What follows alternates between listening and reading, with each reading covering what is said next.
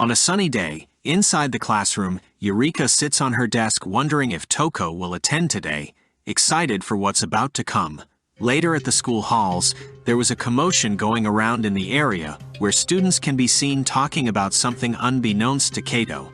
Then Honda walks up to him and shows him her phone where she unveils something extraordinary. Surprisingly, it seems that the news was brought out to the students who were left in the school yesterday and saw Toco locking arms with a man they refer to as Sugar Daddy. Kato remembers that this was the same scenario he saw when they did the same thing while it was raining the other day. He was flabbergasted after hearing the news, and so was Honda, wondering who could commit such an act of harassment. To their surprise, Toco comes in greeting them a good morning, while Eureka looks at Toco with her hands covering her mouth to hide her smile. Toco just stood there in confusion as everyone in the classroom was staring at her, and suddenly a bunch of concerned girls started surrounding Toco, asking questions about her overall well-being. Toco was clueless why this was happening. Then one of the girls was holding a phone, looking at the picture from earlier, and was suspecting if the photo was just put out as some sort of prank. As Toco looked at the picture, Eureka couldn't contain her smile since she's expecting some sort of reaction from Toco, wondering if she'll get mad or run away out of embarrassment from the situation. Unfortunately, her expected reaction was way off. Since Toco is an expert at mind games, this should be no problem to her. She innocently explained and made it clear to the whole class that the alleged person in the picture was her dad. She goes to explain that her current dad isn't her real dad since he died when she was younger. It was complicated for her, but now that her stepfather is remarried to her mom, she could still find happiness being around him, making both her and her mom happy. Everyone in the class finally settled down with the case, believing they just confused things, but for Eureka, she didn't get how they were easily swayed by Toco's statements. But besides that, a student raised his voice and asked the class who would commit such a crime. Kato had a thought. He told the class that the photo could mean much worse than just a mere prank. Eureka just sat on her desk unwilling to acknowledge his words.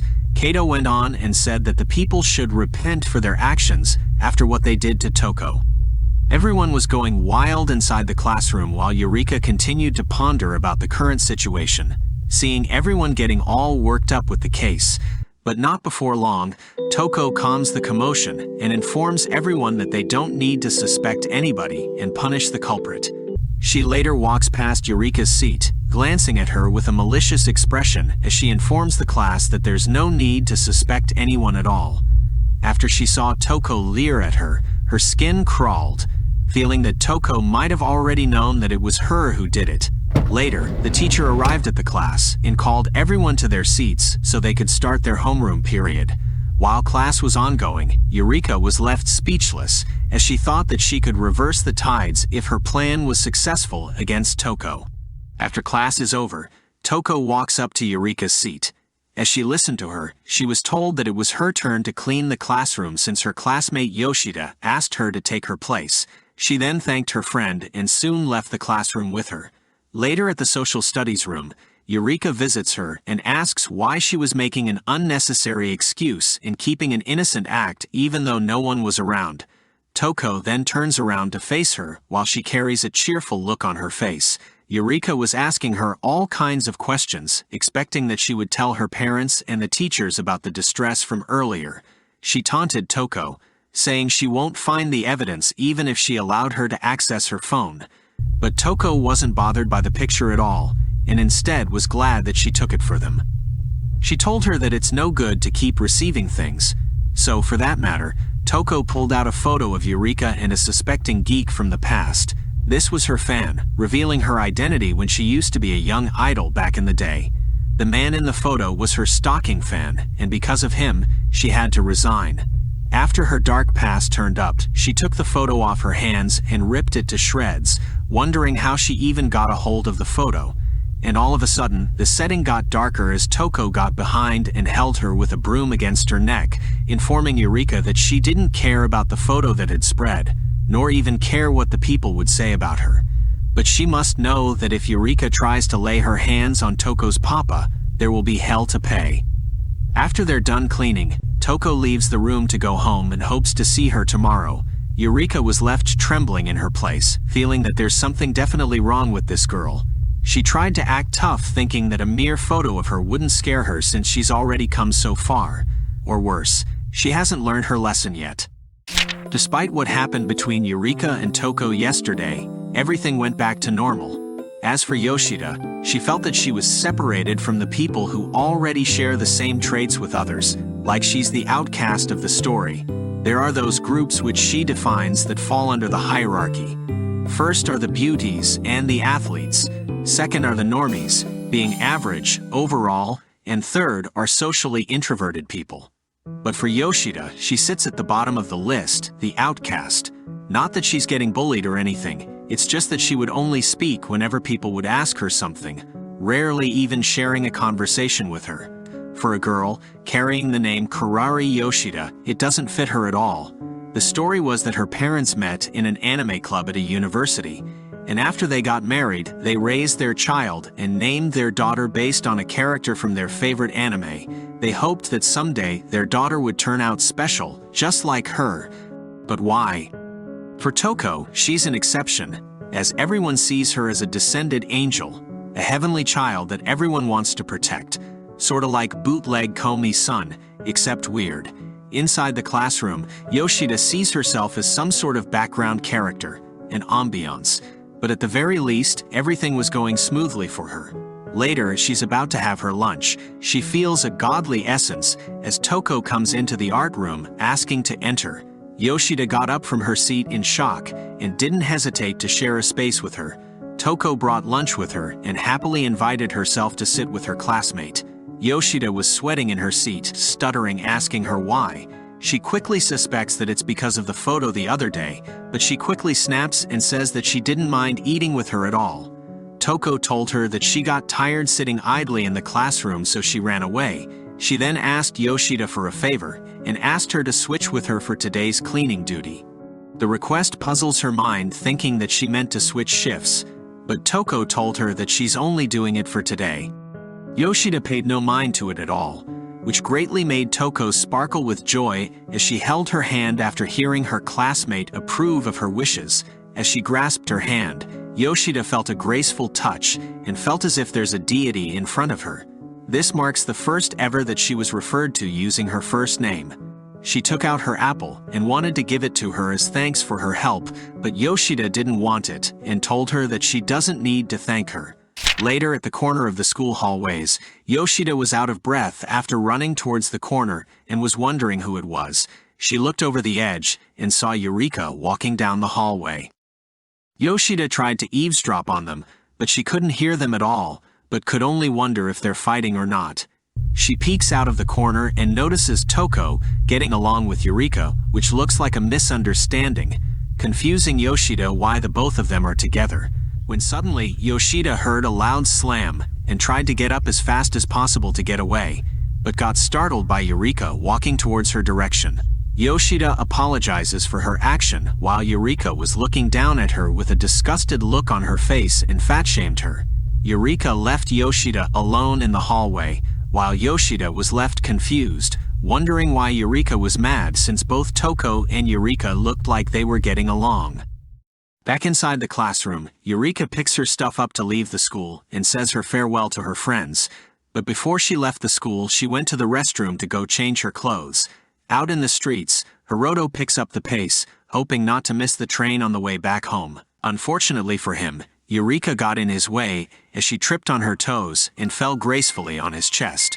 Hiroto asked her if she was all right. Then she looked at Hiroto with puppy eyes and told him that she's anemic, so she requested to be taken somewhere to take a rest. Hiroto agrees, and Eureka thanks him for the care he expressed.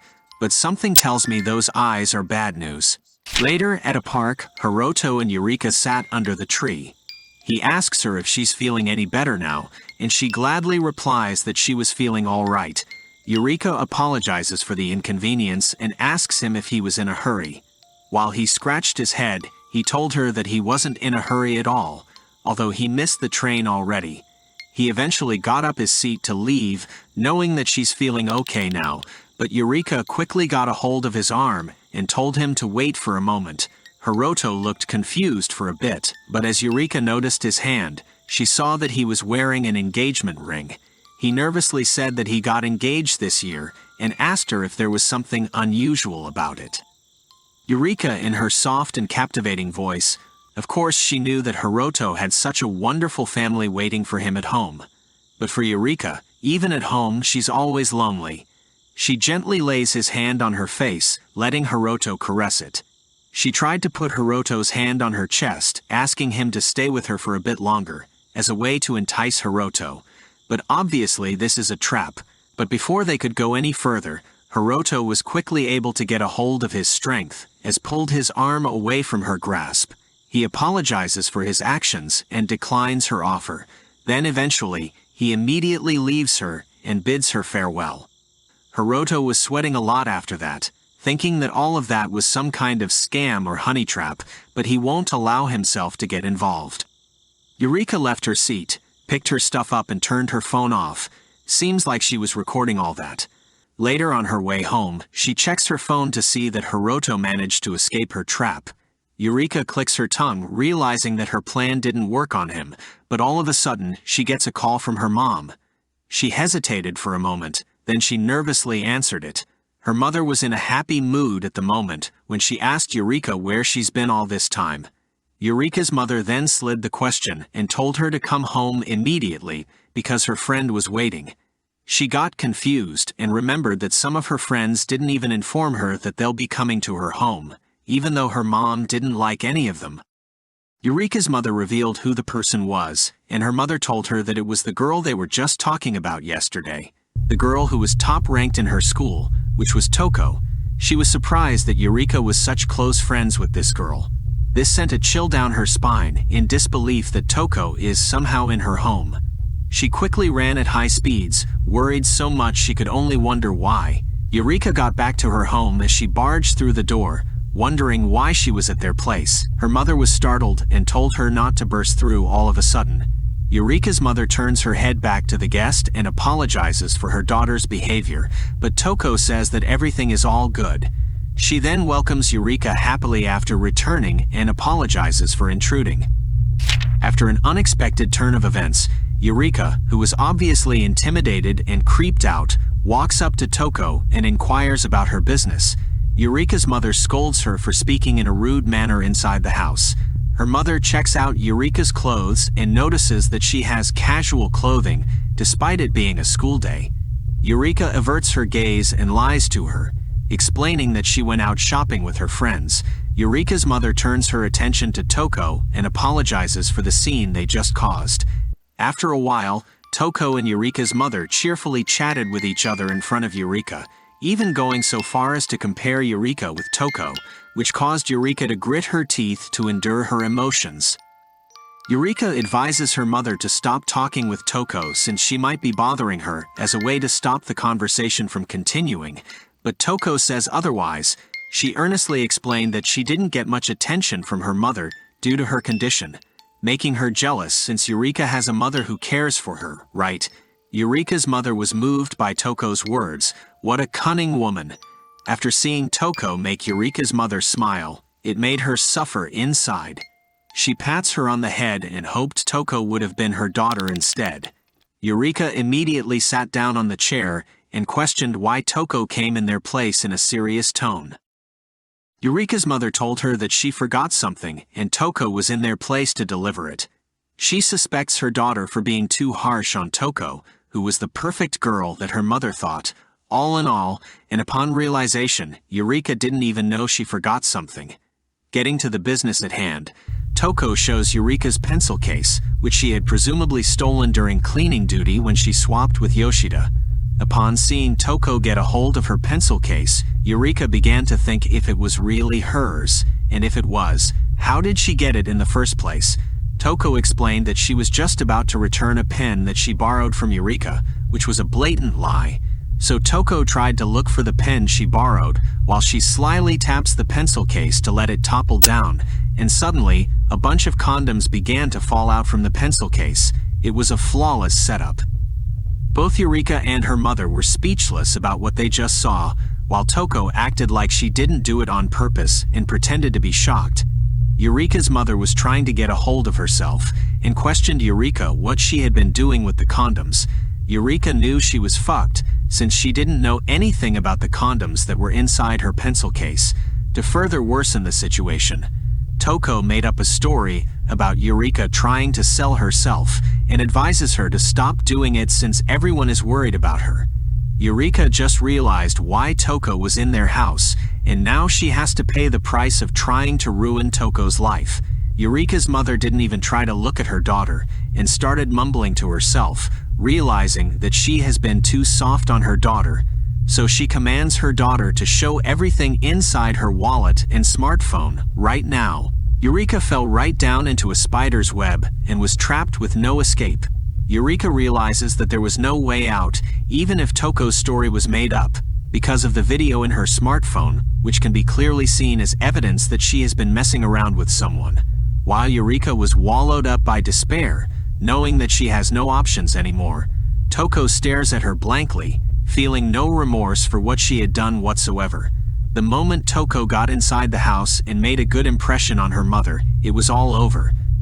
That's all for part 2 of the manga. Hope you've enjoyed it, and if you did, don't forget to comment, like, and subscribe. Have a good day, y'all, and peace.